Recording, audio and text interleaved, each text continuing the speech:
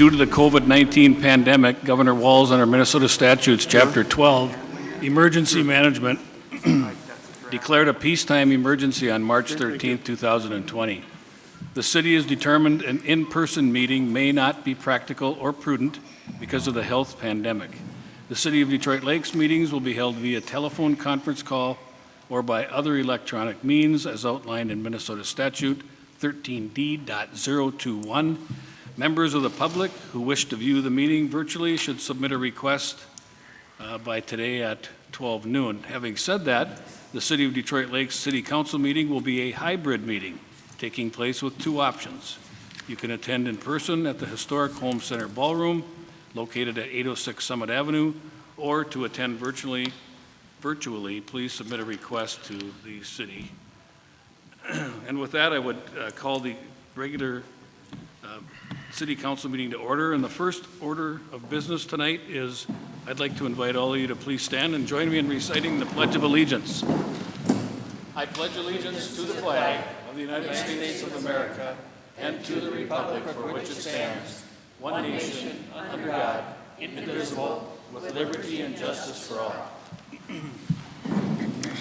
Thank you. The first item on the agenda is the approval of the minutes of the regular City Council meeting held on July 14th, 2020, and a special City Council meeting held July 28th, 2020.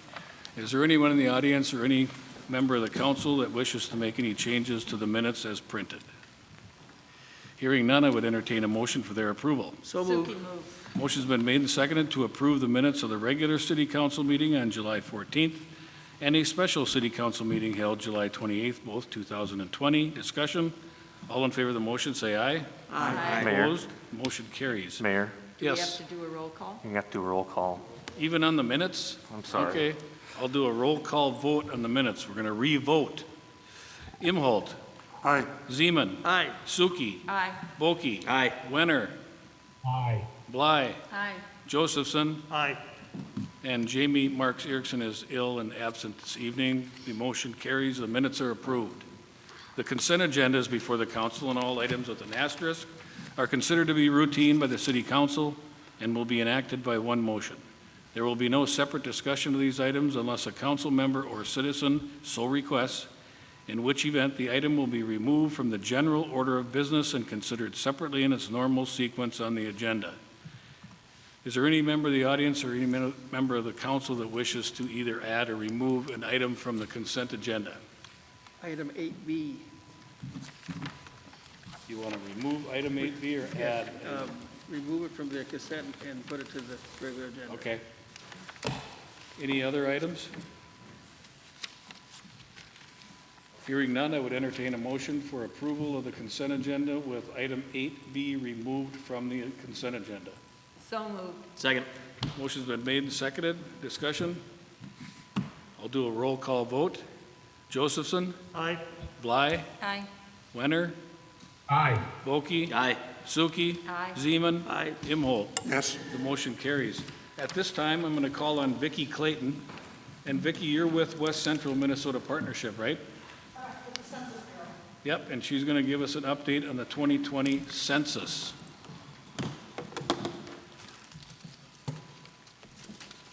Well, good evening. Thank you for allowing me to come and speak with you. I will leave paper copies of what I'm going to be showing you at the back in case you want to take some with you with this information. But if you would look up at the screen, I have all of the cities and townships of how you have responded to the 2020 census so far as of last week. If the area is highlighted in red, that means it's below the national average. The national average is 63% of responding to the 2020 census. If it's in green, that's a little bit better. It's below the Minnesota state average. And if it's not highlighted at all, you're doing really well. So Becker County has been kind of lagging behind on responding on the census. So I don't know if you want to scroll up and down on that so people can kind of look at where they live. And what I found is I have 11 counties that I'm responsible for. I personally live in Alexandria, so I'm responsible for Douglas County as well as a lot of the west central ones. And I find that a lot of people don't realize how important the 2020 census is. So on the second page, I just highlighted a few ways that you could get information out to your residents, whether it's radio, newspaper, social media, different ways that you could help. The Census Bureau is also willing to send out census workers who could go to, if you were going to have a fair or if you were going to have, like in Burques, we had the Looney Days last weekend. A census worker could be there with an iPad helping people fill out the census if they need help. So at the bottom of that page, it shows some examples of where you could have something called MQA, Mobile Questionnaire Assistance. On the third page, I'm just going to go quickly through this so you can read it at your leisure. I found that there's 4 things that people do not realize about the census. The first is how many federal programs are dependent on the 2020 census, the decennial census. Did you know Medicaid and Medicare is based off the count? Did you know school lunch, highways and roadways, FEMA? If you go on the third page or the next page, I listed out just a few of the programs that you can see there: fire departments, veterans, senior citizens, foster care, unemployment insurance, water and waste disposal systems in rural counties. So a lot of federal funding comes from the count. If Becker County is only representing 60 or 75% of their actual population, the amount of money coming back to Becker County is going to go down.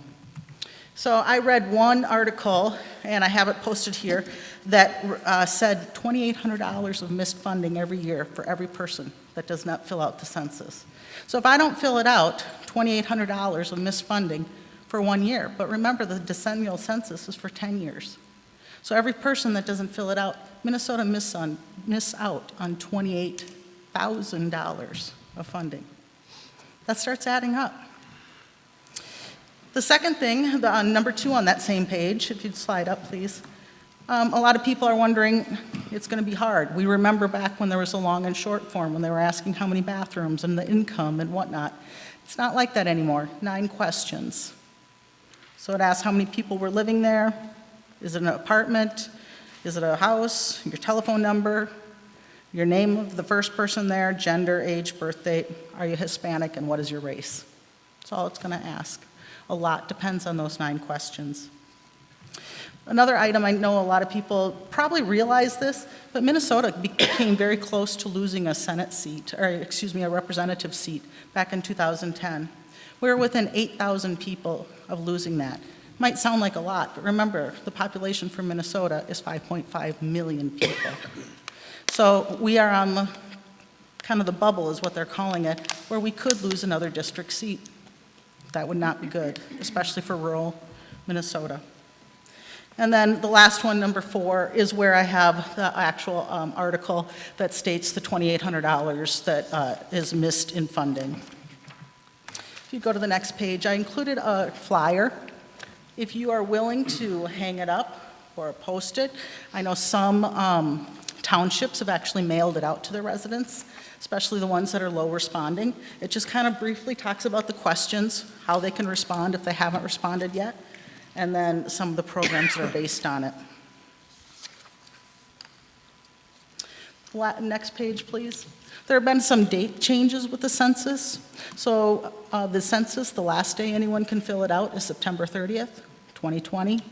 After that, no one can respond anymore. So you want to have your people counted by then. And then at the very bottom of that page, I have 11 counties, and that's where my counties are responding.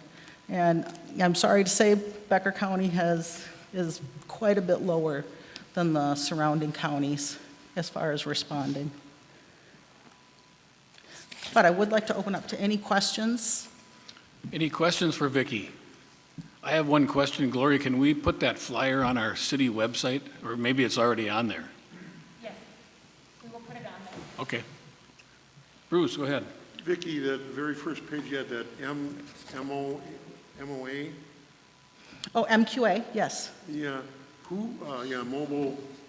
Questionnaire, Yeah. page 2. Or this. Who sponsored, do you do that, or does the city or county do that, the mobile questionnaire assistance. Well, one thing I would ask the council is to find businesses or people who would be willing to host that, and you would let me know, and I would set it all up. The only requirement for any business is that their Wi-Fi should be outside. It has to MQAs have to happen outside. Again, MQA is Mobile Questionnaire Assistance Site, and so it has to be outside. I know Frazee Family Foods, they have it outside their grocery store, and, you know, they don't bother anyone. They just say, do you need help with your filling out your census, or, you know. Well, I know like every Tuesday in our city park, there's music goes on as well as somebody sponsors a meal, and usually there's a couple hundred people. I just wondered if that would be a mobile site that we should suggest to you or something. That would be fantastic. That would be perfect. I am actually working on the Friday food trucks. So I have that in the works of coming, because you have that here in town. And then I believe it's your farmer's market. I haven't gotten back from that person. That person hasn't responded, but I think they were on vacation. So, but that would be another one to try. I mean, Vicki? anything. Do you want to mention the signs you brought? Oh, yes. In the back, I do have 3 yard signs that just say it's not too late to respond to the census. I can get you more if you need more. And then there's some posters. Right now, I have them on a display so they stand up, but if you want them just as a paper poster that you could hang up, tape it up or whatever, you just take the staples off. So I have lots of those, as many as you want. So any of us on the council can take any of these signs if you so choose tonight when you leave. Any other questions for Vicki? Well, Vicki, can the people still go on the computer then? And, because we had that early message back in the spring, so they can still go on the computer and get registered for all this? Yes, so everyone can still fill out the census. They go to 2020census.gov. It's on all the material, any of the posters, and fill out the questions. If you remember, they had said if you have your census ID, well, a lot of people threw away that paper or that postcard. The census ID just prevented you from having to put in your address. So if you just go in there and you're just going to have to manually enter your address, so. But the big thing is $2,800 per person, so you got mom and dad and 5 kids, that adds up pretty fast. It does, it does. And when you look at all the different programs that are dependent on that, you know, it hits all ages. Okay, any other questions? We really appreciate you coming tonight, Vicki. Thank you. Yeah, thank you. One last thing, I do have my address and phone number at the very last page, right above this last chart. So if you have individually, you have questions, feel free to email me at any time. Thank you. Okay, thank you. At this time, I'm going to adjourn the regular meeting and call to order a public hearing to receive public comments on the proposed abatement of diseased trees for 2020. And I know we've got a couple gentlemen here that are interested in this hearing. Do we need to hear from city staff first, Kelsey, or? Mayor and council, maybe I'll just preface it as in your packet you have a list of all those who received letters notifying them that through Public Works they've had a tree that's identified for removal. Again, upon that notice, we have the hearing. After the hearing, the council will order the abatement, and then we'll actually do the possible assessment later in November, the next council meeting. Okay, so do either of you two gentlemen want to ask a question or speak to the issue? If you do, would you mind going over to the podium? Because then people can hear you on our Zoom meeting and stuff.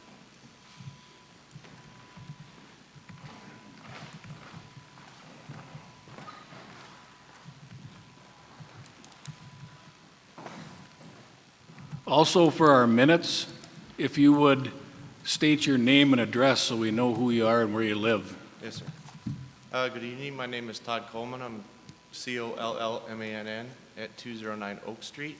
Okay. I have 2 trees that were marked in my backyard. They're approximately 12 feet from the alleyway where the power lines run. My concern is not so much as, you know, the cost or anything like that. I can make that happen, but the timeline of the 20th, 10 days from today, it's not going to be till September before somebody can come in and take them down. So I don't know where I know it's in the statute 902 or whatever, you know, you have 10 days and other places have 15. So my concern is the 10 days from today, it just can't be done. I have a service that can do it, but not until September. Okay, so Terry, any response to that, or Kelsey? Can we extend it or because of the availability of a tree company? It's 10, 15 days to get to receive your letter. What all the city wants to know is that call us, let us know that you have contacted a tree contractor.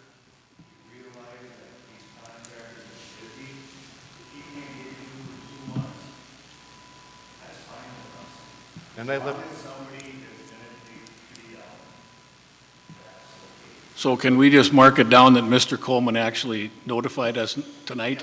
You got it, okay. That's all we got. and Anything else? I did call the number on the letter I received, and left a message, so Okay. I assume she'll get back to me when, You're good to go, She has time, just so. do it as soon as they can do it. perfect, that's a big relief, thank you. Thank you.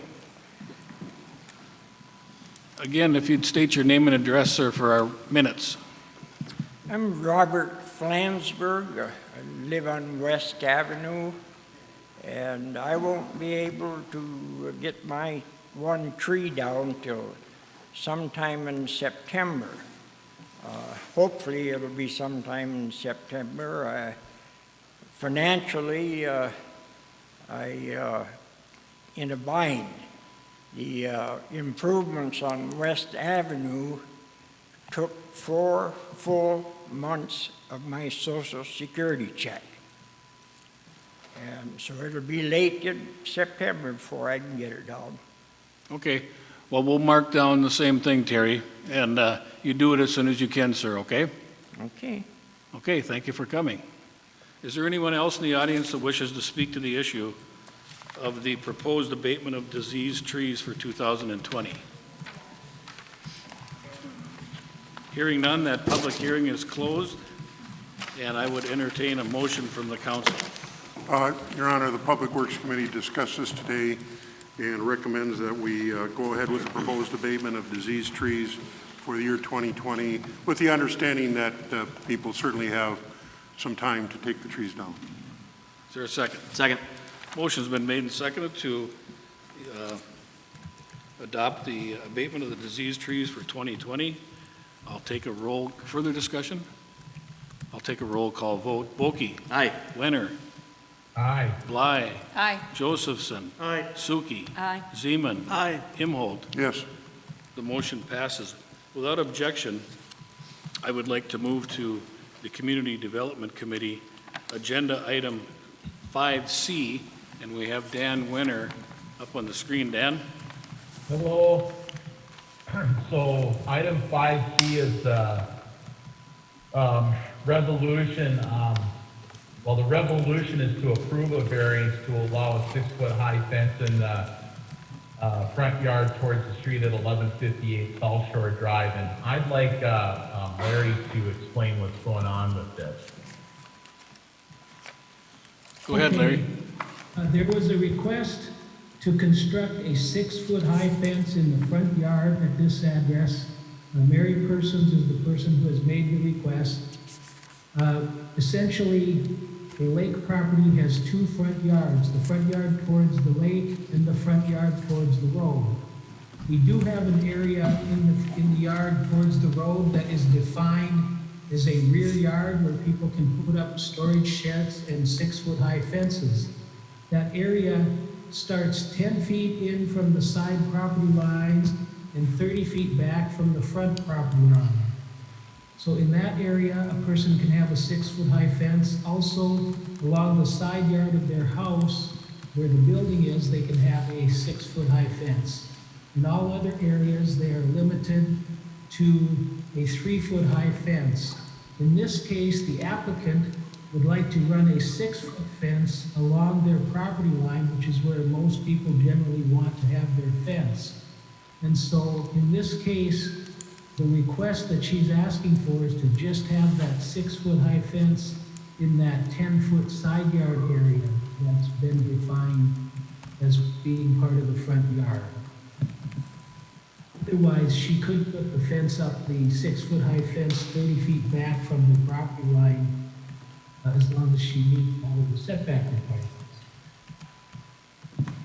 Okay, Dan, go ahead.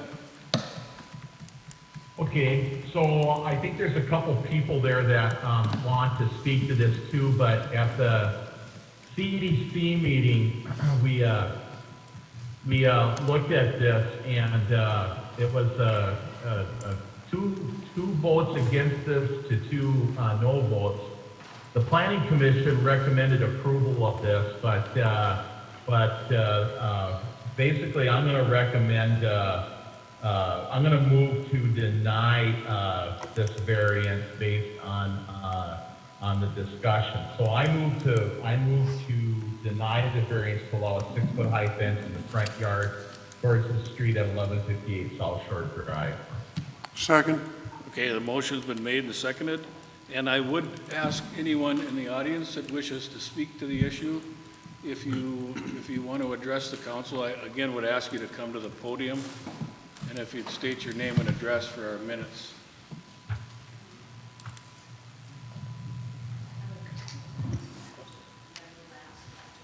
You can. Does anybody else want to speak? Dave or Maureen, do you want to speak?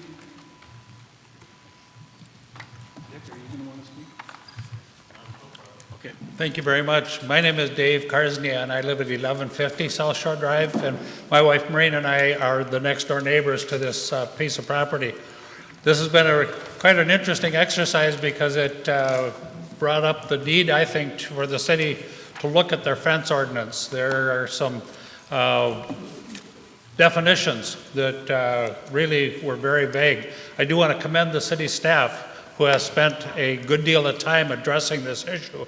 As far as Maureen and I are concerned, our big issue, of course, is safety. And on South Shore Drive, we get a lot of snow. And when this was first proposed to us, it became very aware that Ms. Person has fence already between our house and hers, and between her house and Dick Alsop, the neighbor on the other side. Right now, this fence is not in compliance with the city ordinance, and it is actually in a state of disrepair. And it would be our hope that actually this request for a variance would be tabled until she brings the current fence into compliance before she's allowed to add any additional fence to her property. Thank you. Thank you. Anyone else wish to speak?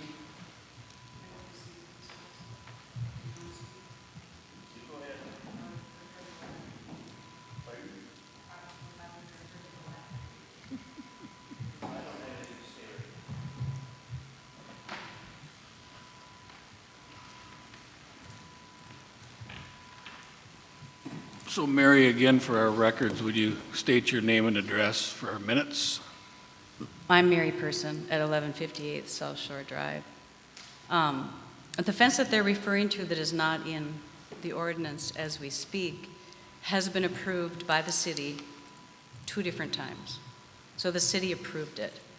I have a residence in Fargo, and what I did, which is build it according to keep the fence level, and the land is unlevel. So we kept building it straight because we did it ourselves. And we were told that we were in compliance. When the whole fence situation came up, the controversy began about, oh, we don't like that fence now.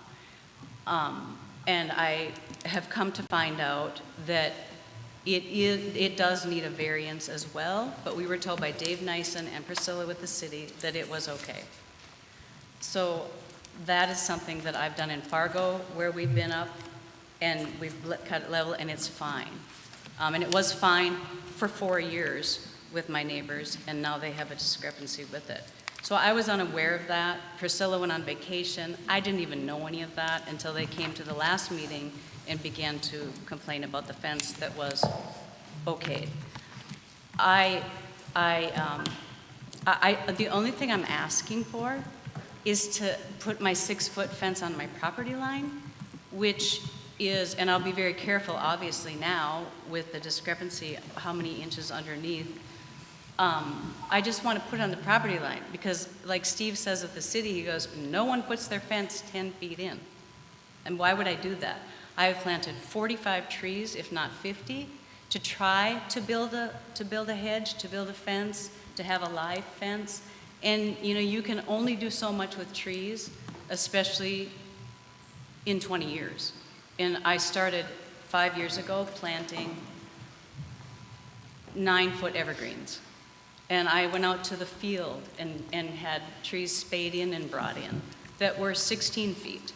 I tried very hard, but some places are quite shaded, and so the trees won't grow there and it won't work for a screen.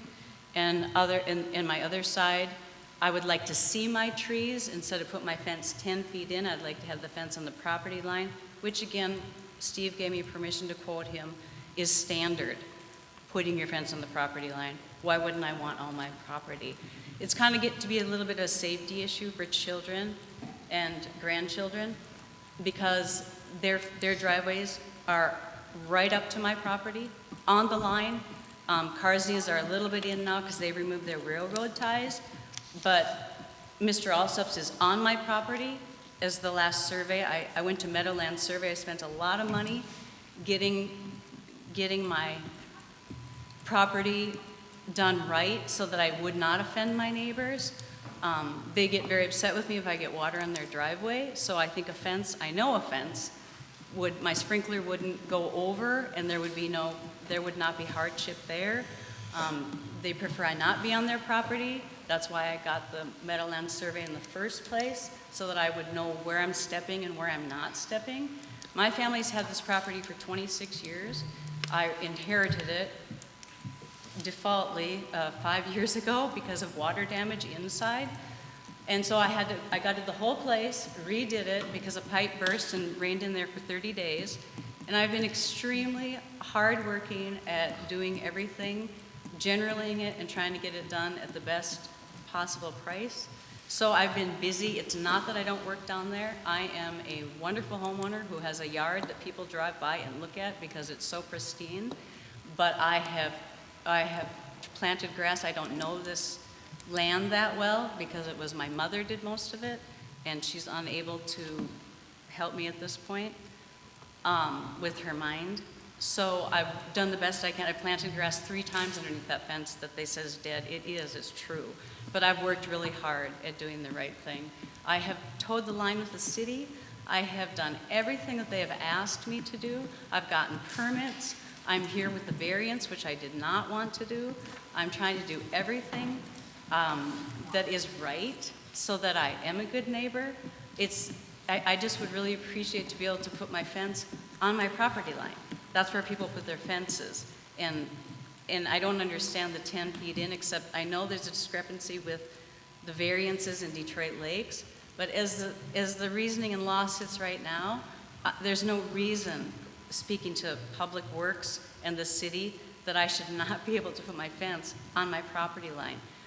The Carsnias, I know Mr. Carsnia said this morning that it would be okay if I put my fence on, and I understand their concern about the other fence. But again, I say, the city okayed it. Dave Nyson will come, they okayed it. Priscilla okayed it. I did not do this without city council, without asking. The only other thing I'd like to say is they have SUV or recreational vehicles, campers that come on either side. They both have middle-aged sons. They come, they plant their campers. You don't know when they're coming, you don't know when they're going. The motorcycle trailers are there. You don't know when it's coming, you don't know when it's going. Mr. Alsup, he has a vintage pontoon he's been working on for 2 years. It sits there and it's over my property. And I just think it would be best for everybody if there were clear boundaries, and I would like to enjoy my property, and I'd like privacy, and I just think that it's a reasonable request.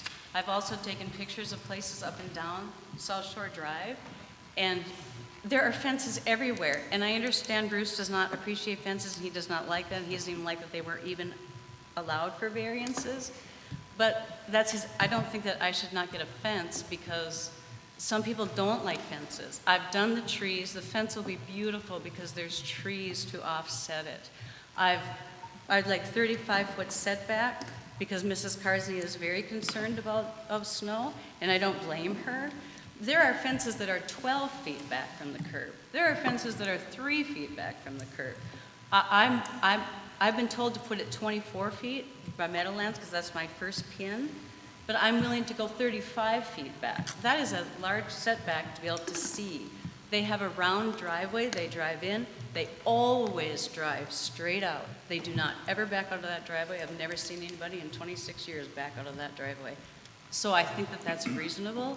As far as the snow, I've spoken to Public Works. They said that is an extravagant amount to give her for my fence to be set back.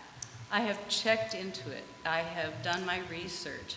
I just would like to put my fence up on my property line. The Planning Commission said it was fine. I would just really appreciate it if I could just put my fence up, have all of my property, and enjoy my property. And when children come down, there's a fence, it's safe. When dog comes down, I don't know what dog doesn't jump over a 3-foot fence, but any dog I know or have ever had would jump over a 3-foot fence. I would just like to have the lake is the lake, and you have to watch that so hardly. The road is such a busy road, and I would just like to have privacy at least on both sides, and perhaps some on the roadside, which is done all the time. Does anyone have a question? Sorry to be so lengthy. Any questions for Mary? This person, you mentioned you spoke to Public Works. Who did you speak to?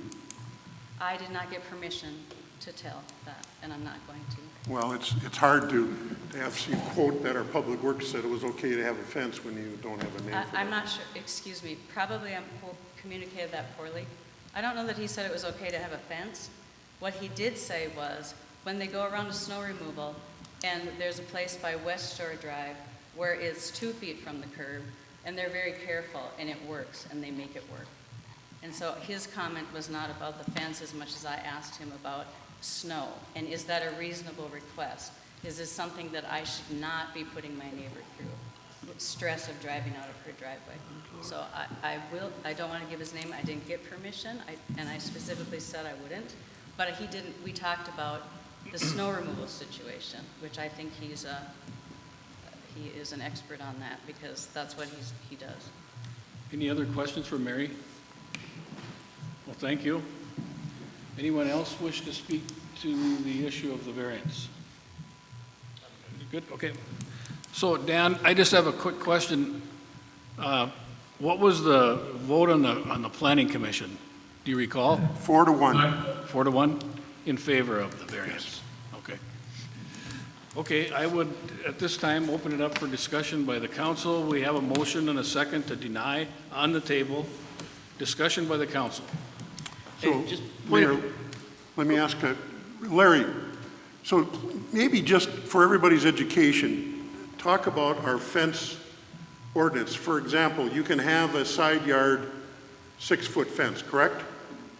Yes, our fence ordinance allows 6-foot high fences everywhere except in the front yard, which is defined as the area between the front property line and the front line of the building.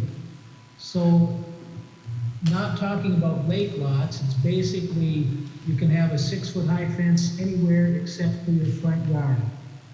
So if this was 1158 Summit, forget about South Shore Drive. If this was 1158 Summit Avenue, you could not have a 6-foot fence in front unless you had a variance. That is correct. Okay.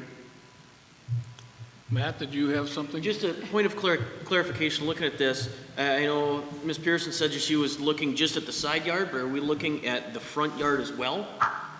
That's what we're looking at, the side and the front yard, correct? Okay, thank you. That is correct. Thank you. Madeline? Well, it's just like I said this morning.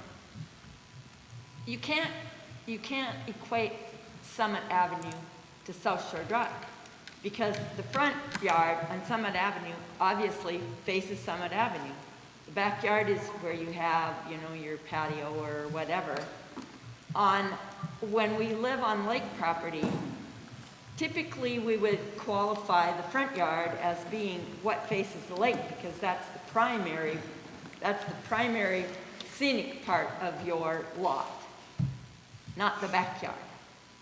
So here, what we need to determine is, do we think that the front yard of a residence that has lakeshore, is the front yard the front yard?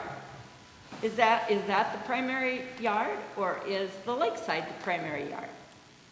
Now you see, on a lakeside, nobody wants a 6-foot fence down because you're obstructing view and that kind of thing. On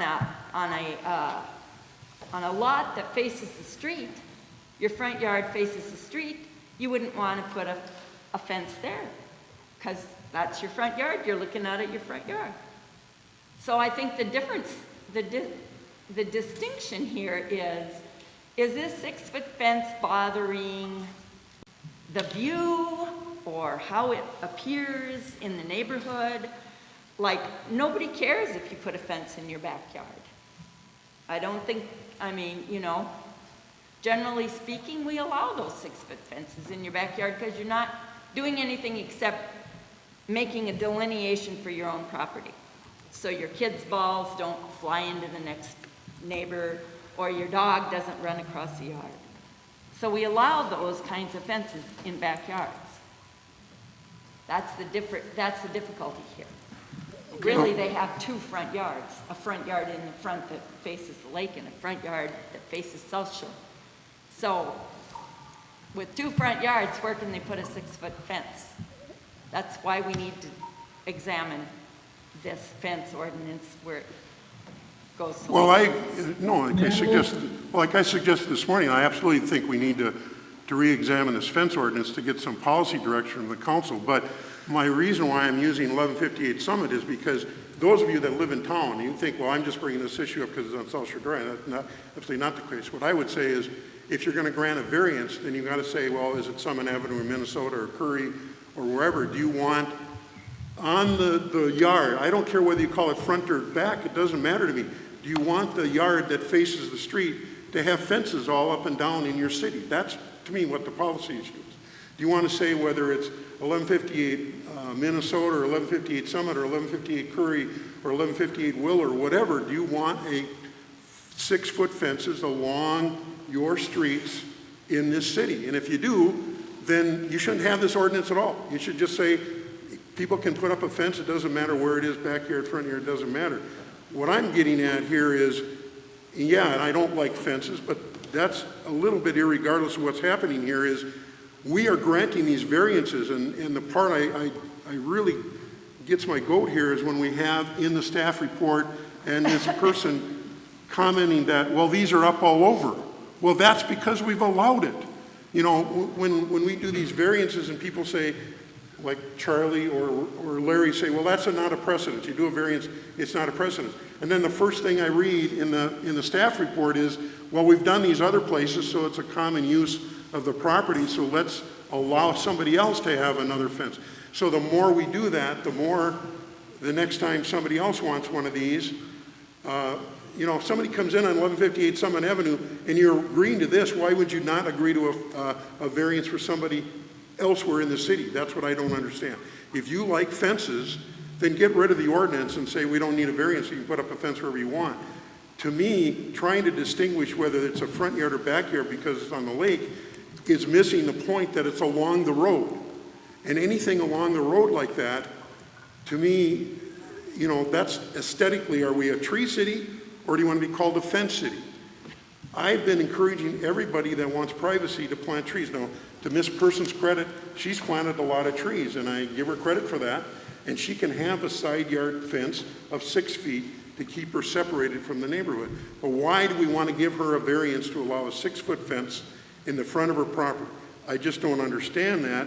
And that to me is where, you know, if you're going to vote in favor of this tonight, then you should be voting to eliminate this ordinance entirely. If you're not sure about it, then as Mr. Karznia said, I thought he had a good suggestion. Maybe we need to defer this issue until we study what the policy for the city wants to be. Further discussion or comments? I Go ahead, Dan. I would point out that our ordinance currently allows a 6-foot high fence as long as it's 30 feet back from the front lot line. and 10 feet in from the side lot lines, because that has been defined by our ordinance as the rear yard for a lake property. This enables people to have sheds and garages and 6-foot-high fences without having to get a variance. That was my whole point this morning at Community Development Committee, is that this variance, we're not arguing over the 6-foot-high fence. She doesn't need a variance for the 6-foot-high fence. She needs the variance to be able to put it on her property line rather than 10 feet in. I mean, really, when you get right down to it, that's it. We're not arguing over a 6-foot-high fence. That's allowed. So, Dan? yeah, that's my point here. Looking at Ordinance 394 adopted January 12, 2016. I was not on the council at that point, but everybody else here was. We are looking at fences along rear property line. Fences along rear property line. It's a line. We don't have a definition that this needs to be set at 10 feet off the side yards unless I'm reading something different than is what's out there. What I see with this issue mainly is difference of opinions of neighbors. It's not about the fence, it seems like. The fence is just a tool to get us in this room to have this conversation. The structure is a structure if it's a house, a shed, something different. I don't read this ordinance as being a fence is a structure. A structure is not a fence. The way that I see this, if you look around in the last centuries, we've always defined property lines with fences, and that typically goes on or near the property line. So if we can put a 6-foot-high fence along the side property line, let's do it. The ask is for the original ask was for 30 foot from the road property line, which is apparently 24 feet from the curb. So we're looking at 54 feet from the road edge. That's a lot of space between the property line and the start of the fence. Then we talk about what is a front yard. In this case, the front yard I see as the lakeside. We've determined that we don't want to have a 6-foot-high fence impeding views on the lakeside of any property. So then the rear yard would be the roadside in this case. At some point, a property owner should have some ability to have a little bit of privacy. We're 54 feet away from the road edge, 30 feet back from the property line, 6 feet is allowed, 30 feet is allowed. I don't think we need a variance to do this project. So I don't know if we just table the whole thing or just throw it out and say we don't need the variance, because it seems to fit all the needs of what the current ordinance said without the need of a variance. If we define what a fence is not a structure, but if we're going to call it a structure, then we should go back and look at every fence out there and determine that, well, your house is built at 10 feet off the property line to the side yard. Well, then you got to move your fence too. So I think we should reassess this whole thing. If you look at the definition of riparian rear lot, it would say that it starts 10 feet from the side lot lines and 30 feet from the front lot line. That's where we run into the problem, because 6-foot-high fences are only allowed in the rear and side lot. Once you get into the front yard, then you're limited to 3 feet high. That's why she needs the variance, not for the 30-foot, the fence set back 30 feet from the front property line, but for the fence that's within the 10-foot side yard setback, because that's still by definition part of the front yard. Okay, further discussion by the council. Well, I've got a comment that, first of all, there are so many fences around Detroit Lakes. It'd be different if this is the first fence going in on the lake, but there's many fences. And I hear the concern of the neighbors saying that the 2 fences she has on each side are in disrepair. Well, then maybe those folks have to go and talk to the building inspector and have them get those fences to compliance so that they're not in disrepair. But as far as just having a fence there, like Dan said and Madeline said, they're following the rules. And so to me, it'd be tough to say to this person that they can't have a fence, because it's up and down the whole lake. It'd be impossible to say you can't do that, so. Okay, I don't mean to cut the discussion short, but we've got a number of other things on our plate tonight at the council meeting, and so. Well, Mayor, I would just say, I something- mean, if the sentiment from people is that they say there's fences all over, then why don't we get rid of the ordinance? That's my point here. If you guys like fences, then state that publicly and let's get rid of the ordinance. I'm saying it's bad policy to have fences, but I'd ask the CDC to come back with a recommendation to get rid of this ordinance if that's the way you guys feel about fences. Well, I think I heard that the CDC committee is going to look at the ordinance, correct? Is that what I was hearing? That's correct. Okay.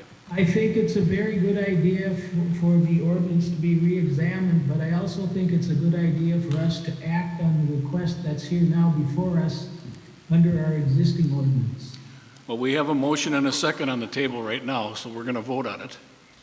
Okay, this is the motion, this is a motion to deny though. Yes. So if you think that that she should be allowed to build a fence, then you have to vote no on this, correct? Correct. You have to vote no, Yes. and then And then it would someone have could to- make a motion to Exactly. grant the variance, and then you would vote Yep. yes. Yep, Does everybody understand that? yep. Okay, so I'm going to take a roll call vote, and I'll keep a tally here. Josephson, No, was it a no? yes, correct. Correct. Correct, it is a no. Yes. Bly, No. Wenner, Aye. Bulke, No. Suki, No, Zeman, No. Imholt. Yes. So the motion fails. Does anyone want to make a different motion?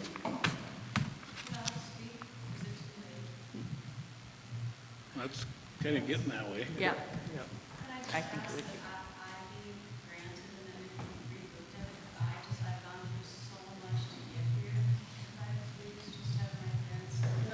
Well, Okay. hey, Now, no, we're just going to go ahead and keep the discussion at the council at this time. We've heard, I think, from everybody and heard all the different sentiment from the council, so does anyone want to make a motion to grant the variance? I still move. Is there a second? Second? Motion's been made and seconded to approve the variance at 1158 South Shore Drive. I'll take a roll call. Well, wait a minute, can we define, because the planning commission had 35 feet and I heard 30 feet, so which one are we voting on here, just to be clear?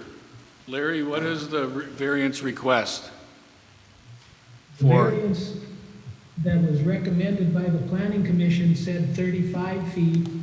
The property owner has the right to build this at 30 feet back anyway, so it seems to me that we should change that to 30 feet and be consistent. Well, I would have to defer to the motioner and the seconder. Okay, 30 feet is, if It's okay with you as the motioner? Yes. Who seconded? Second? Are you okay with that change to 30 feet? Yes. Okay. Further discussion, I'm going to call a roll call vote. So if you vote yes, you are voting to approve the variance. Suki? I'm voting yes, and I just want to make a statement here. When I'm voting yes, because I'm not wanting to put Carsney's in any danger. And I frankly don't really think there is a danger when that fence ends 50-plus feet from the roadside. I believe that you won't be in danger. I wouldn't ever vote to put you in danger. So, just so you understand, that I believe that if you loop around and you come out head first, I have more danger coming out of my driveway, because Okay. I have to back up. All So- right, thank you. Bulke? No. What? You're Leonard? not gonna go out now? Dan? No. No? No. Bly? Yes. Josephson? Yes, Zeman? yes. Imholt? No. The motion passes and the variance is granted. Is there anyone else in the audience that has an item that they would like moved? Sir, do you have an item? No? Okay. Do you have an item you want adjusted on the agenda? No, okay. So, Dan, why don't we just go back to the top of the Community Development Committee agenda, if we could? Sounds good, Your Honor. Okay. So item A is resolution to approve preliminary plat of Lakeview on Englewood. Larry, could you review this for us, please? Yes, this is a 6-lot plat on Floyd Lake in the city's 2-mile extraterritorial area. The Planning Commission has recommended approval of the plat, subject to 5 conditions. First, that the owner provide road dedication as shown. 2, that the owner enter an agreement with Detroit Township relative to construction, maintenance, and acceptance of roads. 3, that the owner provide any utility easements required by the city. 4, that the owner pay $9,250 for the required park dedication fee. And 5, that the property be rezoned to residential prior to the city signing the final plat. And with that, the Planning Commission recommends approval. And Your Honor, the CDC reviewed this and also recommends approval, and I so move. Second. Motion has been made and seconded to approve a resolution approving a preliminary plat of Lakeview on Englewood, a 6-lot subdivision within the 2-mile extraterritorial area at 25545 Englewood Drive. Discussion on the motion. There are 5 conditions that Larry outlined included in the resolution. Discussion? All in favor of the motion say aye. Aye. Opposed? Motion carries. Do a roll call. Oh. Sorry. Tough to break over. Josephson. Aye. Bly. Aye. Winner. Aye. Bulkey. Aye. Suki. Aye. Zeman. Aye. Imholt. Aye. Motion carries. Okay, next on the agenda, Your Honor, is a resolution to approve another preliminary plat, and I just asked Larry to review this one also. This plat is located at 1004, and it is, the Planning Commission has reviewed this and recommends approval of the plat subject to the following conditions. First, that the owner pay the park dedication fee of $6,168. 2, that the owner provide any utility easements required by the city. 3, that the plat be named Benny and Iola Peterson Edition. They originally had it named Benny and Iola Peterson Park, and that seemed to cause some confusion. Some people thought that the park was being located here. So we recommend that. There was also some discussion at the CDC meeting relative to a 1/10 interest in some land over on the lake side of this, and whether or not this plat would have the ability to have a dock over there. And the intent of the CDC was to not allow that, and so I've asked the city attorney to look at another condition that we would add to this resolution related to that. So I would ask Charlie to speak at this time. Charlie, go ahead. Well, I can do that. I wasn't at the CDC meeting, so I guess I wasn't privy to what the discussion is, but Larry called me and asked me to put together some language. I looked a little bit at the title to this property, and the property itself that is included in the plat does include also a 1/10 interest in the portion of Lot 13 of Bowman Subdivision that lies southeasterly of County State 8 Highway 22, which of course is Westlake Drive. We're talking about the sliver of land that is between Westlake Drive and the lake. So one condition, if you wanted to prohibit the lots within this plat from having title to that lake access, a condition would be that the plat cannot include any portion or interest, fractional or otherwise, of Lot 13 of John A. Bowman Subdivision, and none of the lots can be afforded an access to Detroit Lake by easement or otherwise over, across, or through Lot 13 of John Bowman's subdivision, southeasterly of County State Highway 22. I have a proposed language, but that would be the substance of it if the council wanted to approve that as a condition. If Your Honor, the CDC did recommend approval of this with that fourth condition, and I so move. Okay, is there a second? Second. Motion's been made and seconded to approve a preliminary plat of Benny and Iola Peterson addition at 1004 Villa Lane with four conditions, the three that are listed on the resolution you have in your packet, plus the additional condition that was just outlined by the city attorney. Discussion? Yep. Dan? So that was not necessarily a unanimous decision this morning at the CDC about the denying any interest in any lake access. If we look at the title, does that include currently access to the lake? The title to the property that is included within the plat, so what's being proposed to be within the plat, does include, there's a typical legal description of that property, and that property does not run down to the lake, okay? So the property that's within the plat obviously doesn't run to the lake, okay?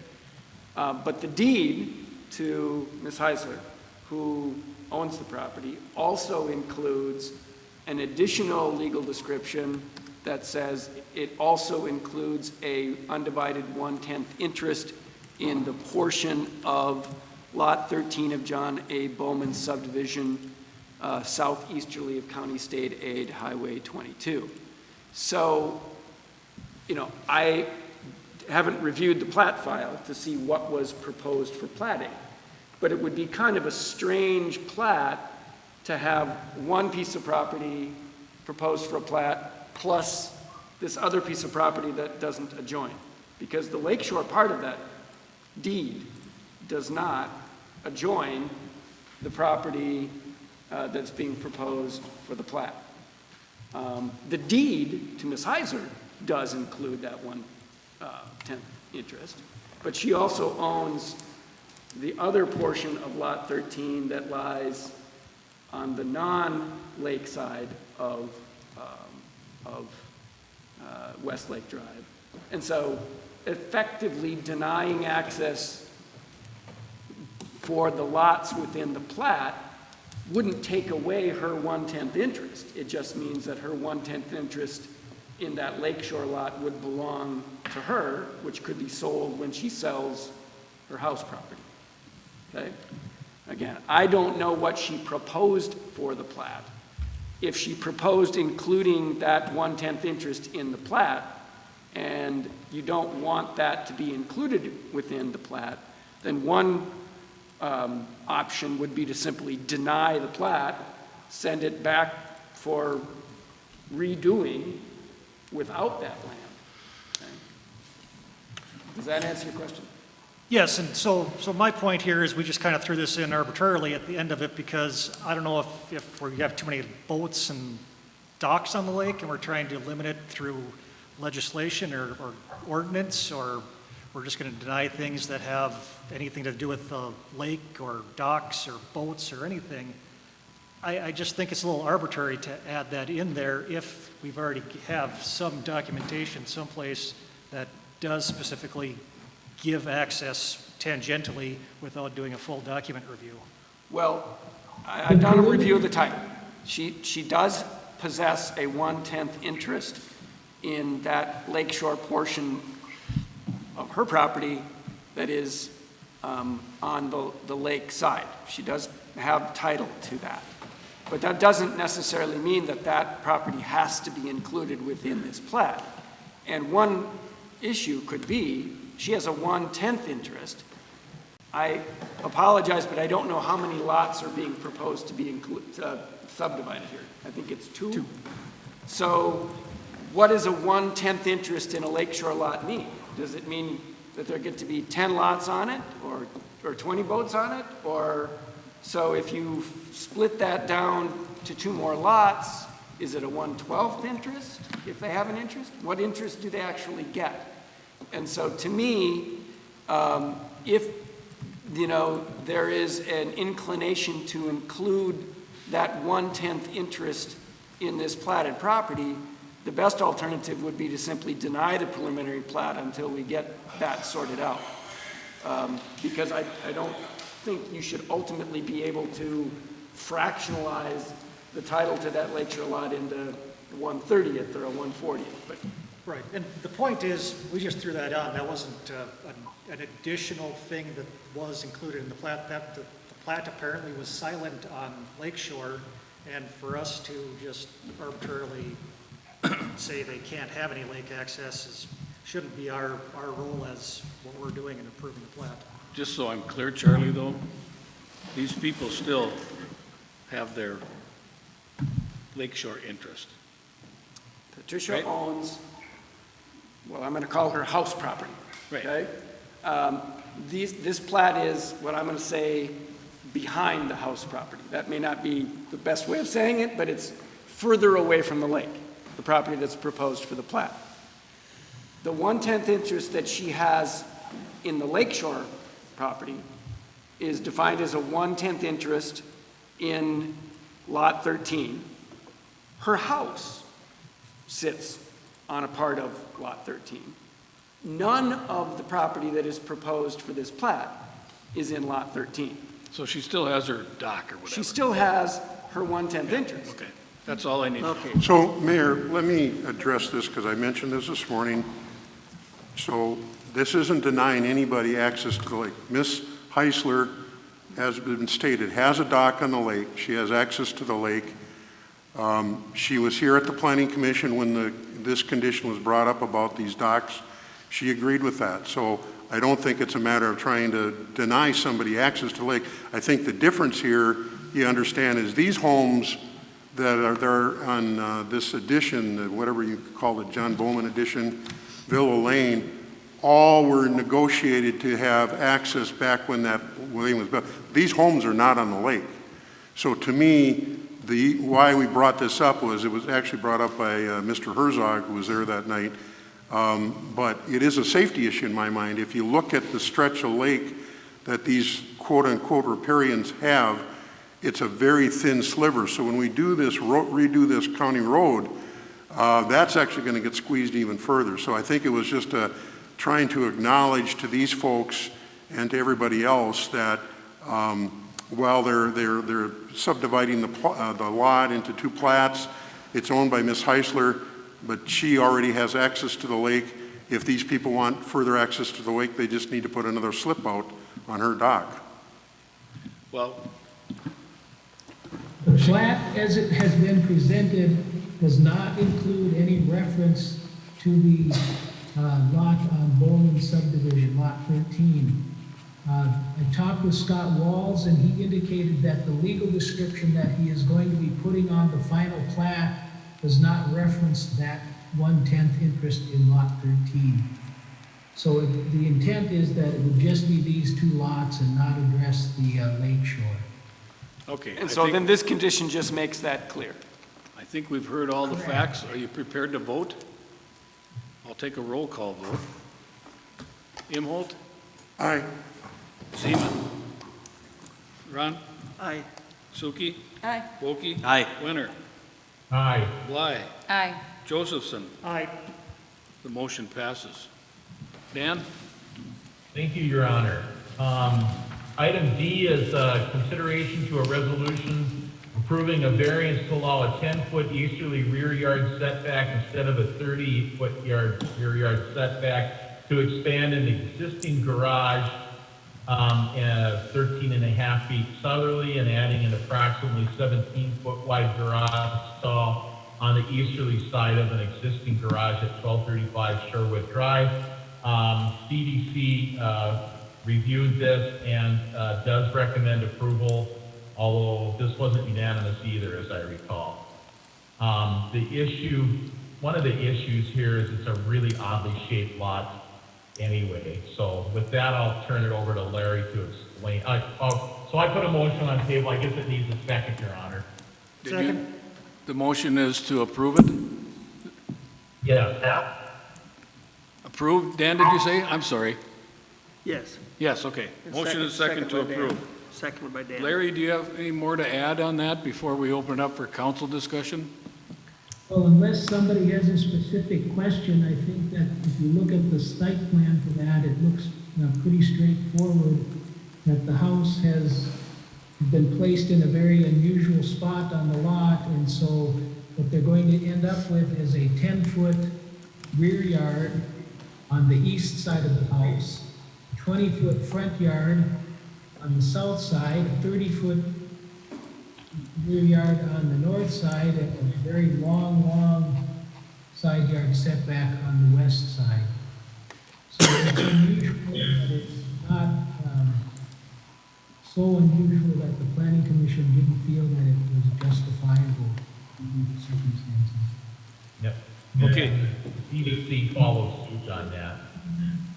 So the motion and the second is to approve the variance with 6 conditions. Is there further discussion by the council? Take a roll call vote. Imholt? No. Zeman? Aye. Suki? Aye. Bulkey? Aye. Wenner? Aye. Bly? Aye. Josephson? Aye. The motion carries. Dan? Thank you, Your Honor. Item E is requesting a non-conforming use permit to allow the addition of 2 feet of height to an existing garage with a 2.4 5-inch setback and an additional 2 feet in a residential district. And basically, what this is doing is somebody is rebuilding their garage in same footprint, but it's going to be higher than the existing one. Correct, Larry? That is correct. Okay, and so again, the CDC reviewed this request and recommended approval, and I so move. Second. Motion has been made and seconded to approve a resolution approving a non-conforming use permit to allow the addition of 2 feet of height to an existing garage with a 2-foot 5-inch setback by an additional 2 feet in a residential district at 415 North Shore Drive. I don't see any additional conditions. Discussion by the council. Take a roll call vote. Suki? Aye. Zeman? Aye. Bulkey? Aye. Imholt? Yes. Wenner? Aye. Josephson? Aye. Bly? Aye. The motion carries. Dan, go ahead. Thank you, Your Honor. Item F is a resolution. We're not looking at granting anybody a variance. This is more of a global change, but we're looking at adding the requirement for a post-construction survey as part of the mitigation measures maintenance agreement. And essentially what we're trying to do here is get a handle on what exactly people have put in it's affecting the shoreline area, and if people are needing to do mitigation because they're exceeding the impervious surface limit, we're going to be looking for a survey. So if there is a difference, it's not in general. If they're 2% over impervious surface coverage on a riparian lot, we would be looking for a survey, or if it's a non-riparian lot, we would want to get a survey at 4%, but we need to get a handle on what exactly people are doing to try to ensure that they haven't exceeded what their site plan was showing. So we spent a couple of meetings discussing this, Your Honor, and we didn't want to do just require everybody to get their mitigation measures surveyed. So we came up with this 2% and 4%.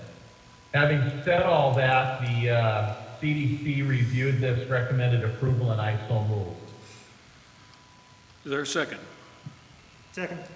Motion's been made and seconded to adopt a resolution requiring a post-construction survey as part of the mitigation measures maintenance agreement.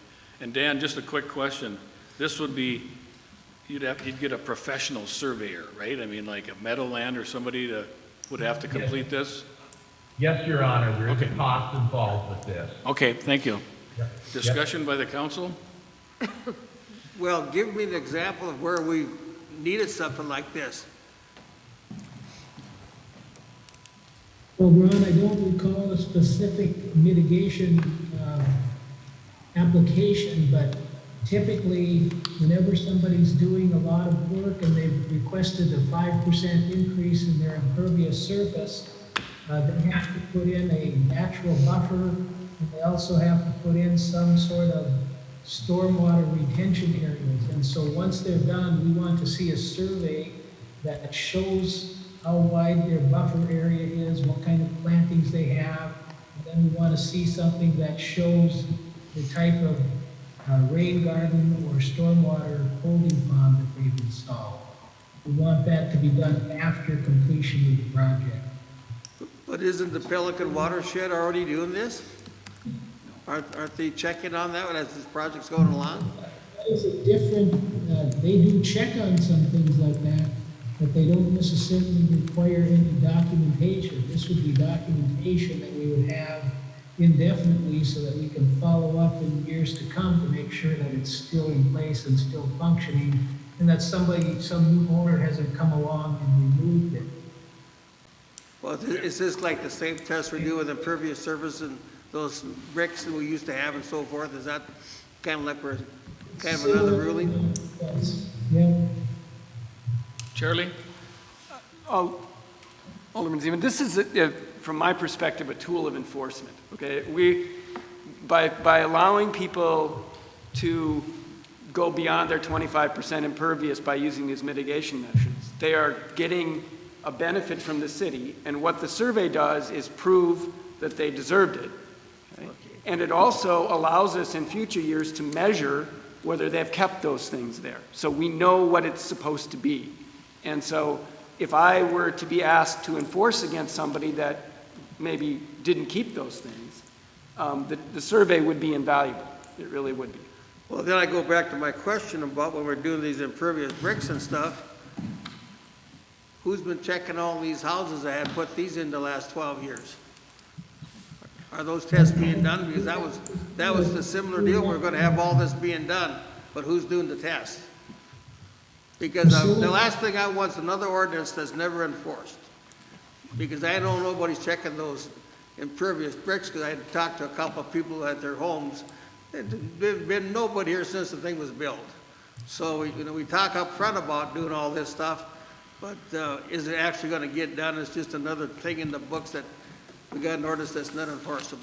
Alderman Zeman, the people that you're talking to that said nobody checked, that must mean that they're actually in violation of those agreements, because the agreements require them to provide the evidence that they're... Well, I know what you're saying, but it doesn't get done. That's what I'm saying. Well, you got somebody going out there on it. That is on Priscilla's list of things to do. She follows up with that, and people are required to actually do percolation tests every 5 years. They're supposed to do maintenance annually. So the onus is on them to do that. No, I hear you, but I heard that word "you're supposed to," and I know a lot of it isn't. So I'm just bringing up a point on it. I just hate ordinances that never get enforced, and we got a book full of them, and nobody enforces it. Further discussion? I'm going to take a roll call vote. Volke? Aye. Suki? Aye. Winner? Aye. Bly? Aye. Zeman? I'm still going to vote aye for it. Okay. Imholt? Aye, Ron, think fences when you're talking about enforcement, by the way. Settle down over there, Bruce. Dan? Aye. Okay. The motion passes. Okay, Dan. That's all I have, Your Honor. All right, thank you. We're going to move to the Public Works Committee. Chairman Imholt. Thank you, Your Honor. Just like Mr. Bulkey, I want to get my digs in when I can. So the discussion on the construction trailer parking was basically regarding a safety issue. We had some discussion. Nothing got resolved, but it's just no action at this time. The item B is consideration of second reading and adoption of Ordinance 463, amending the City of Detroit Lake City Code relative to boat lifts and boat slips. I'm going to make the motion on this, and then I do on a kind of an unrelated issue have either our city administrator or our city attorney maybe discuss one of the issues that came up out of this. But for now, I would move for approval of the second reading and adoption of Ordinance 463. Motion's been made and seconded to consider approval and giving second reading and adopting Ordinance 463, amending the City of Detroit Lakes City Code, Chapter 1001A.13, boat lifts and boat slips regulated. So, discussion, go ahead, Bruce. Did you want to, is this a related thing you want to talk about? Yeah, do you want me to bring it up now? Does it, but it doesn't pertain to this? No. Well, I'll give you an opportunity after this then. Yeah. Discussion on the second reading and adoption of Ordinance 463. I'll do a roll call vote. Zeman. Aye. Imholt. Aye. Bulkey. Aye.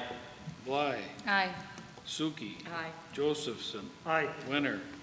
Aye. The motion carries. Bruce, go ahead. Well, so Mr. Josephson, last meeting, city council meeting, and I think a couple other council people had brought up the issue of there's a lot of pontoons now that are parking on a regular basis. They have the sea legs, and they're parking on a regular basis on the beach, and the discussion was, did we need to include them in the ordinance? And I believe that issue's already been addressed, and I don't know which one of you gentlemen want to talk about it.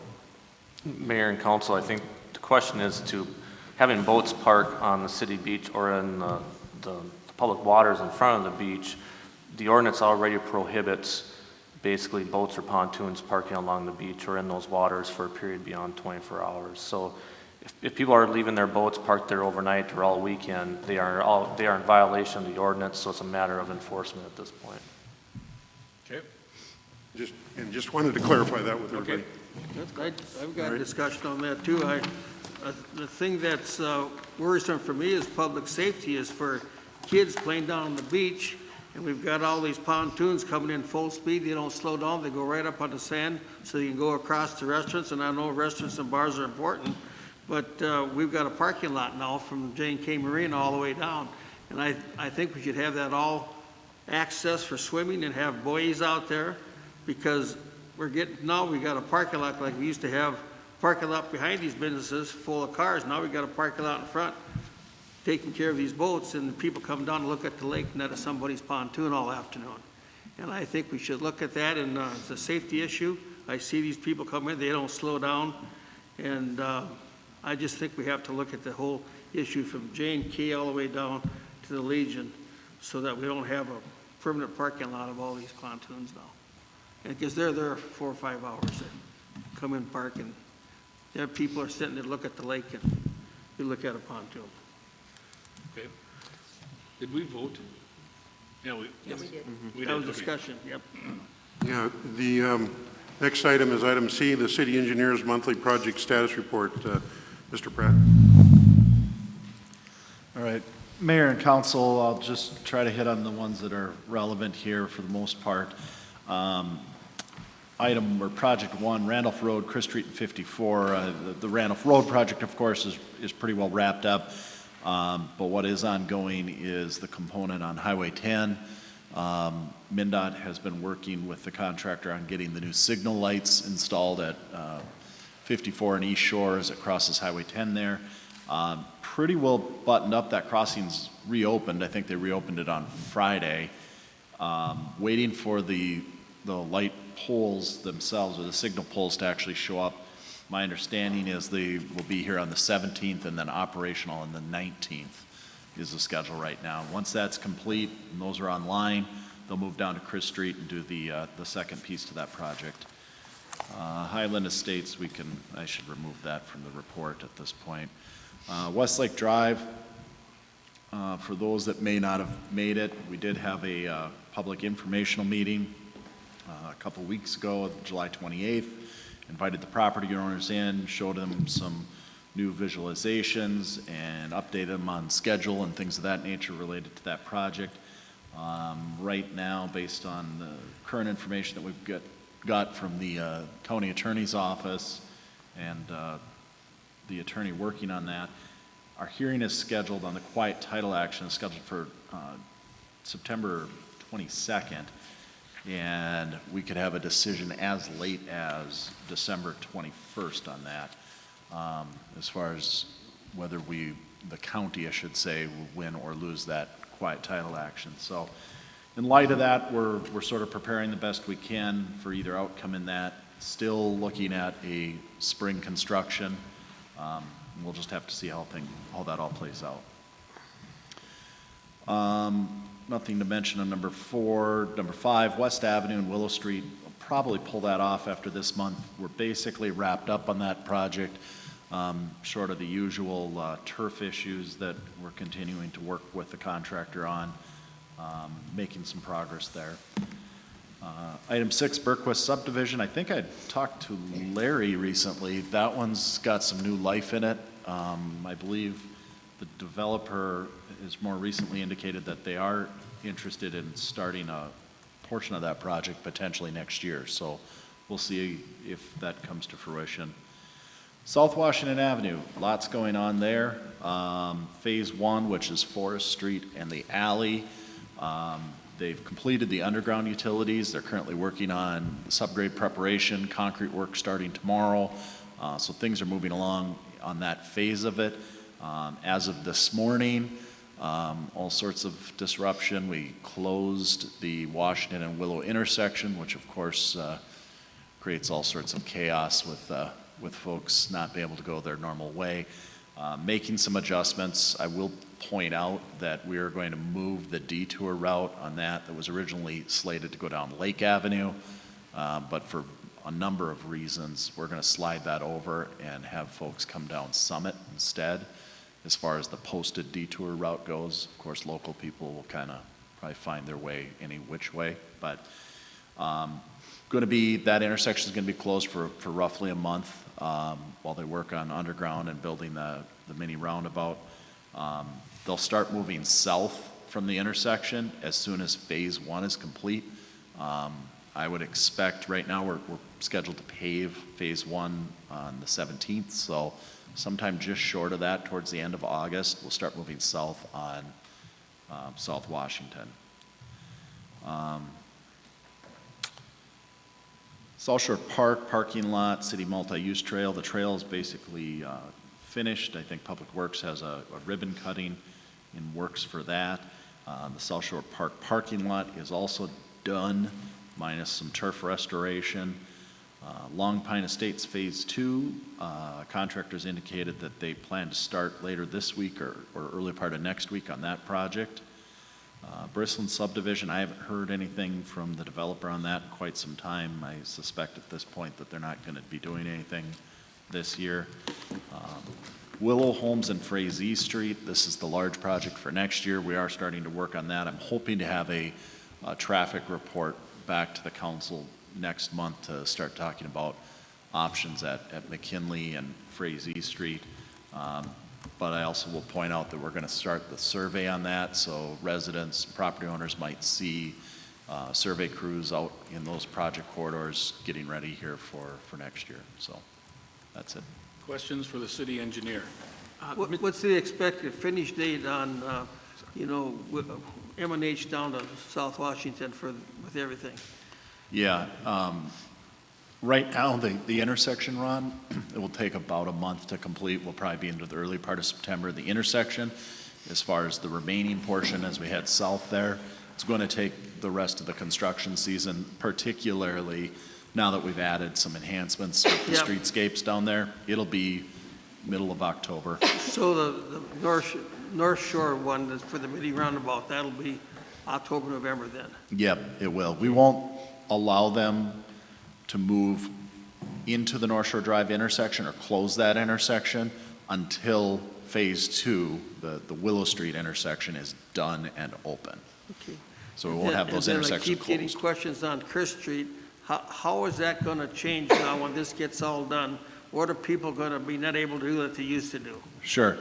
When you leave Randolph Road there? Yep, what's being implemented there is a 3/4 intersection. So the movement that's been taken away, I mean, right now you could turn any which direction in or out of that intersection at Chris Street and 10. What you won't be able to do is take an eastbound left from Chris Street onto Highway 10. So if you're on Chris Street or at Swanson's Repair or the Sandbar and you want to go eastbound on Highway 10 towards Perham, what you'll need to do is go down to 54 where the new signals are. You will not be able to do that movement. What about a left end from Left- Highway 10? Left in will still be permitted and allowed, and it'll be improved in my mind from the standpoint that it'll be a flashing yellow arrow Okay, when it's done. So it'll Matt- very Matt? rarely not be green on Highway 10. okay. Matt, did you have something? No, I've heard enough from our engineer, thank you. Any further questions? Otherwise, thank you, John, for your report. Anything else, Bruce? Well, Mayor, just, John referenced it, the dedication of that trail in the park is meant to be dedicated in Larry Buboltz's name, and so that ceremony will be 10 a.m. on August 21st. We encourage the council members, if you're able, to come to that. Thank you. And other than that, no, that's all on our agenda. Thank you. Thank you, Bruce. We'll move to the Finance Committee. Chairman Suki. Item A, the update on CARES Act funding was just a discussion today. City staff is working on potential funding items. So we should hear more from that and perhaps look forward to a special council meeting in a couple of weeks.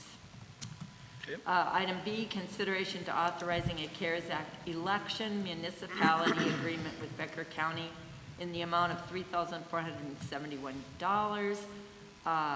Kelsey, do you want to just quickly brief us on that? No, basically, that's just a pass-through from the county. Based upon their formula, the city's eligible for that $3,471. It does require a 20% match, but we can use our CARES money for that 20% match. So. Okay.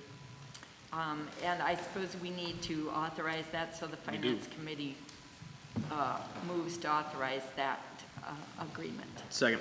Motion's been made and seconded to authorize a CARES Act election municipality agreement with Becker County. Discussion on the motion? All in favor of the motion? Oops. Roll call vote. Josephson? Aye. Wenner? Aye. Suki? Aye. Imholt? Aye. Zeman? Aye. Bulkey? Aye. Bly? Aye. Motion carries. Item C is consideration to a resolution approving the massage therapy business license fees. This relates to the new ordinance that's going to go into effect should we pass the second reading. This is just the license fees that city staff has proposed. Finance Committee reviewed these, and I so move. Second it. Motion's been made and seconded to approve a resolution approving the massage therapy business license fees. Discussion on the motion. All in, roll call vote. Suki? Aye. Bulkey? Aye. Josephson? Aye. Imholt? Yes. Zeman? Aye. Wenner? Aye. Bly? Aye. Motion carries. Item D is consideration to the second reading and adoption of Ordinance 467, the natural gas franchise ordinance. First, we will adopt that second reading, and then we will need to, in a separate motion, I think, approve the summary. Or can we do that in the same motion? It should be, Gotta have four. Okay, so the first one is we move the adoption of Ordinance 467. Second. Motion's been made and seconded to give second reading and adopt Ordinance 467, the natural gas franchise ordinance. Discussion on the motion. A roll call vote. Bly? Aye. Wenner?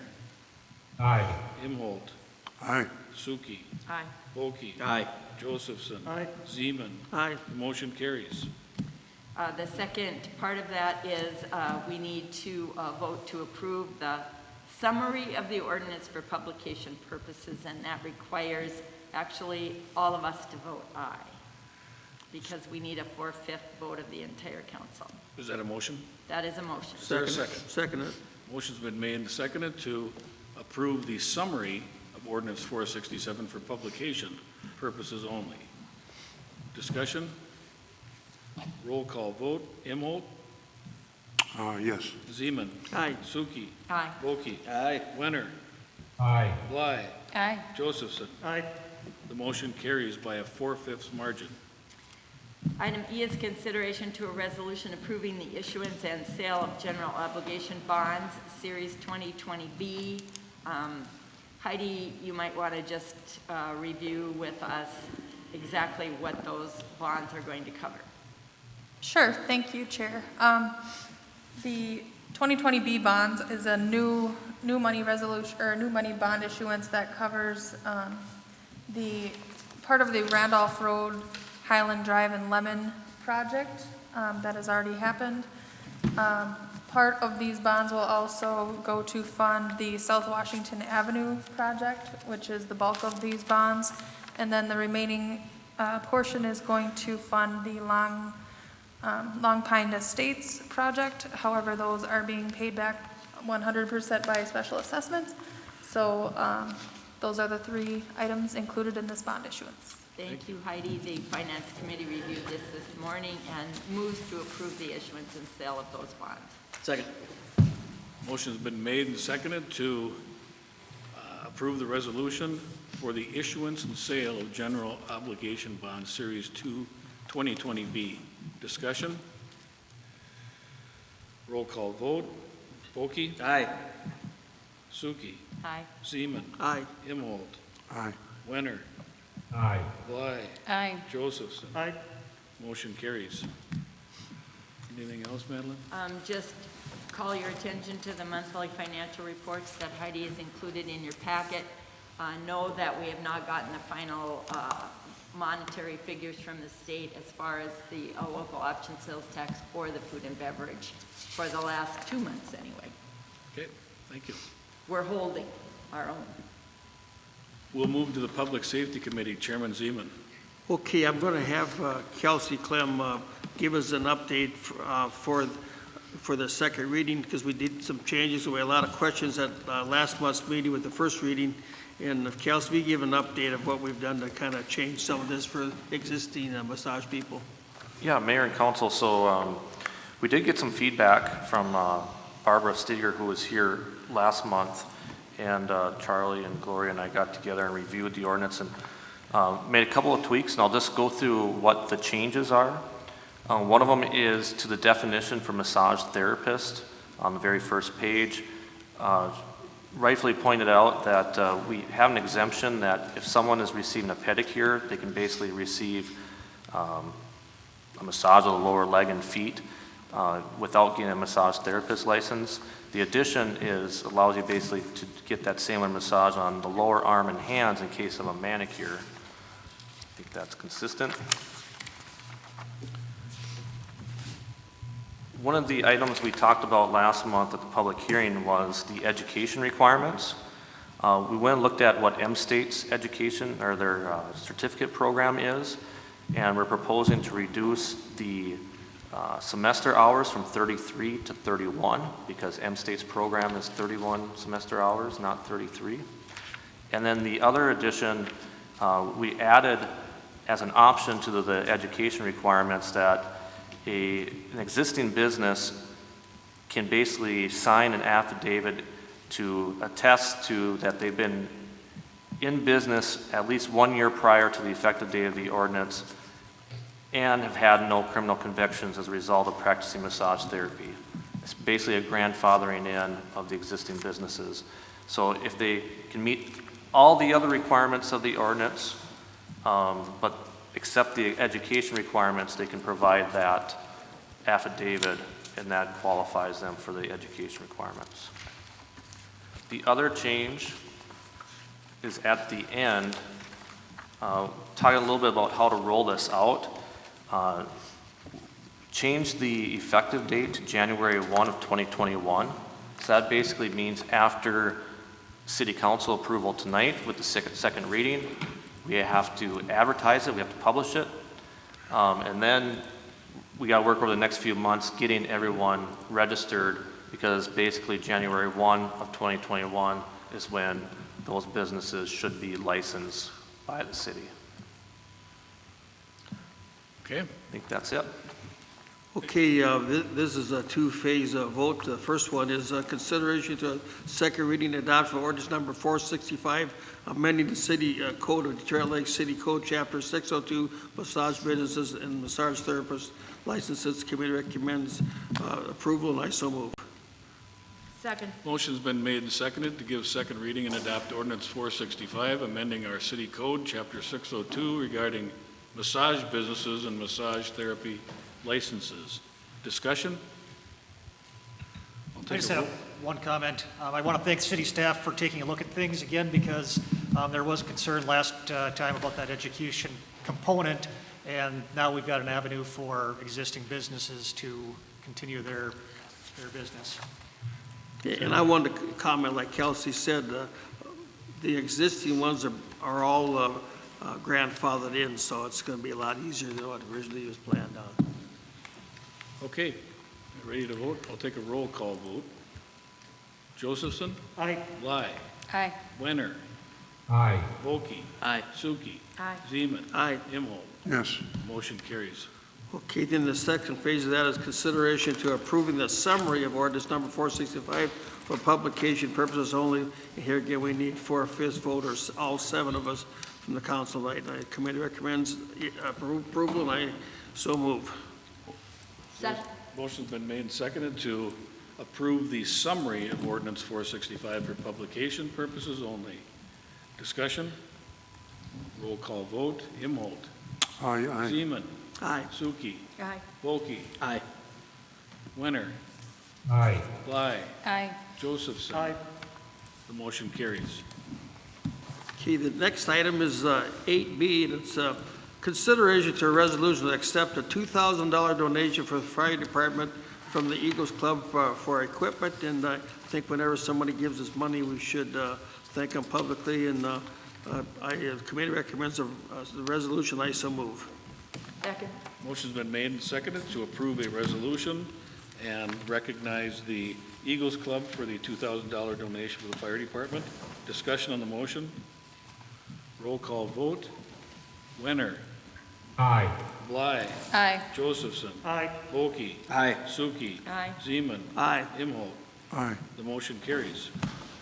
Okay, next I'd like to have our Fire Chief Ryan Swanson to come up and please give us a little update as far as how we're coming with finding new firefighters, and also talk about the calls we had here last month.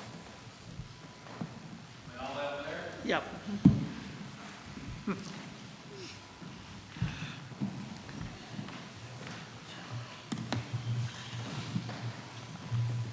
TV time.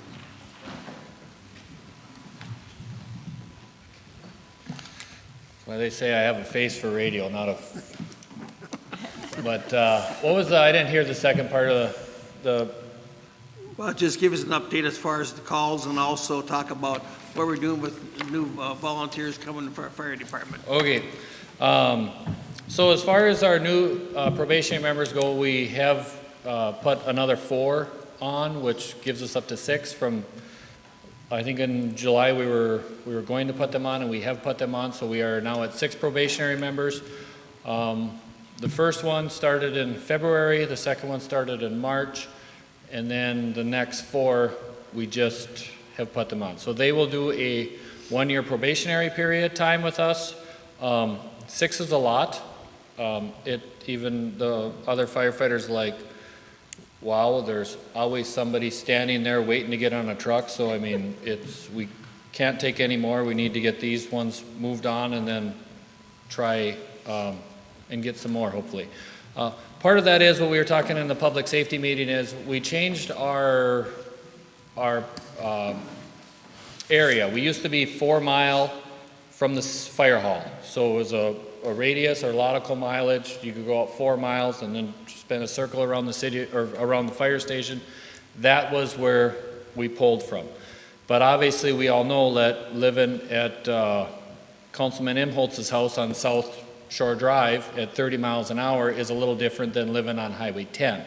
So when beginning of the year we changed that to stayed with the 4 mile radius, but then we also went to an 8-minute drive time, which actually puts us all the way out to the Lakeview Town Hall past the golf courses.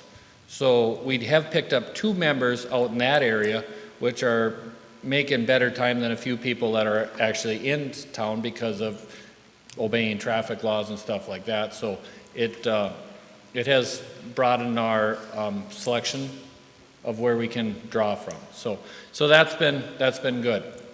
Calls for the month, when I did my report, we were a couple days shy of the end of the month, but at that time we were at 25 calls for the month. I think we had about 3 more in the last 2 days, so we ended up at 28 calls right in there for a 31-day month, so it was a pretty busy month. We logged 314 firefighter hours on those calls. 5 of those calls were actually canceled, which means nobody got on a truck and the truck left the station. So when I did the report, 314 hours out of 20 calls, pretty busy month.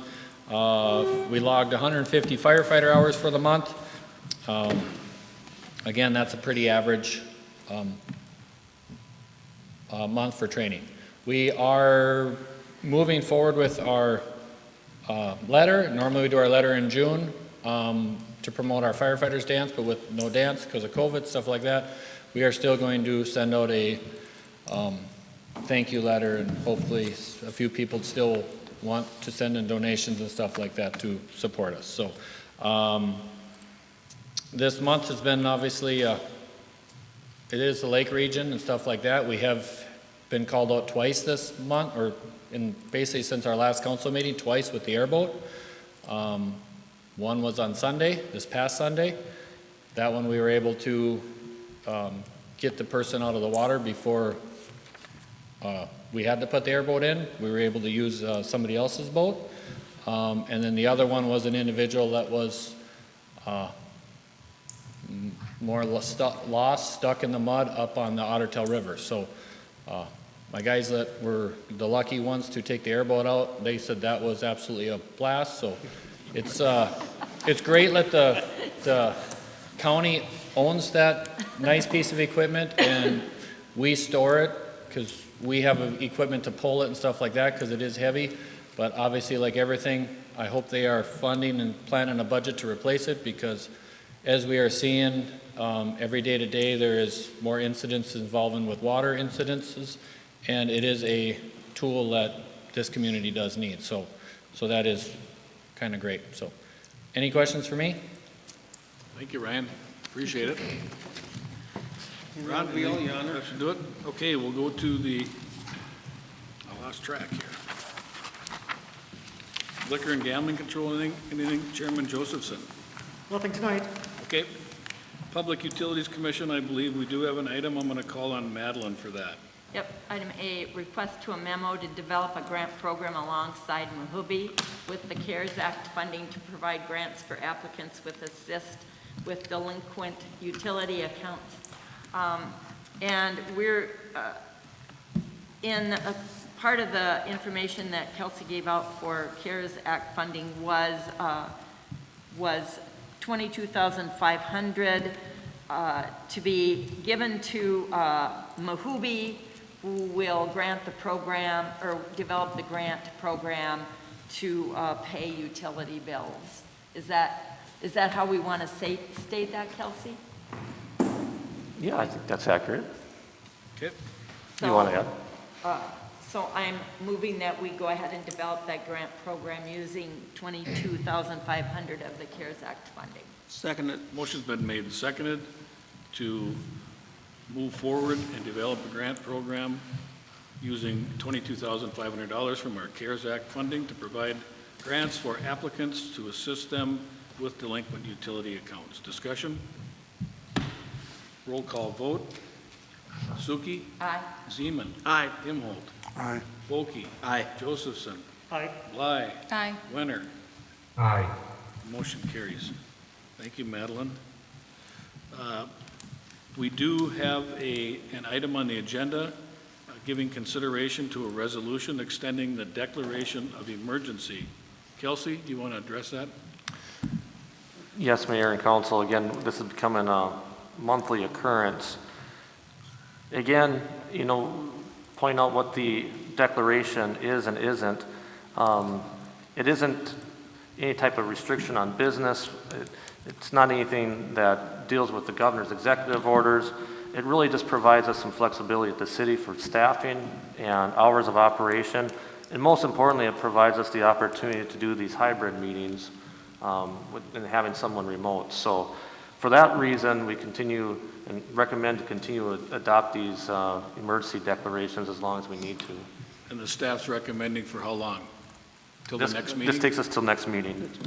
Okay, I entertain a motion. Make a motion to the resolution to extend the declaration of emergency through our next council meeting in September. Is there a second? Second.